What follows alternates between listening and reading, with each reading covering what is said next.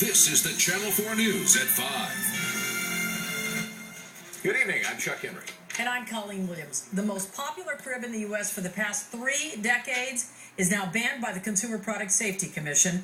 Following more than 30 deaths and numerous recalls, the government agency voted to ban the manufacture, the sale, and resale of the drop-side crib.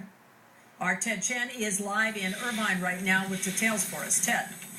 Well, Colleen, as you mentioned, these drop-side cribs have been the standard all across the country for a long time, including this children's store, Bergstrom's, in Irvine. But gradually, they fell out of favor, and now they're gradually being phased out, in part because of safety concerns, but also in part because they simply fell out of style. And now the government is saying they have to be gone, period.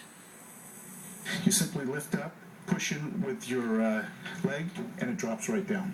Bergstrom started phasing out drop-side cribs like this one years ago. It's the convertible ones that are hot sellers in a store that's been the one-stop shop for baby items for nearly 50 years. Terry Dober is expecting her second child and says the drop-downs were never an option. You don't want something that's going to hurt your baby. The Consumer Product Safety Commission has now voted to ban all drop-side cribs. More than 30 infants and toddlers have died in the past decade, many trapped and suffocated because of poorly assembled or malfunctioning rails.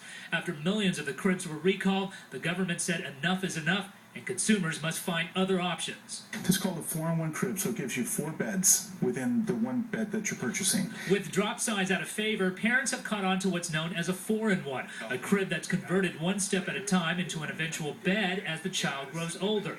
Owner Pierre Bergstrom and manager Jimmy Green say there are so many choices now, cribs with lower or higher rails to fit the parent, that drop downs have become obsolete. But they say shoppers should still be careful. Come into a store is the best advice I can ever tell people.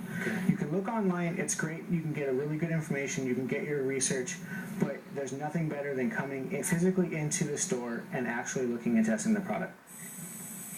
And the folks here say you can get a good and safe crib starting at $170, but make sure whether you buy it online or in the store that it is certified by the Juvenile Products Manufacturing Association. Reporting live from Irvine, Ted Chen, Channel 4 News. Chuck and Colleen, back to you. Very much.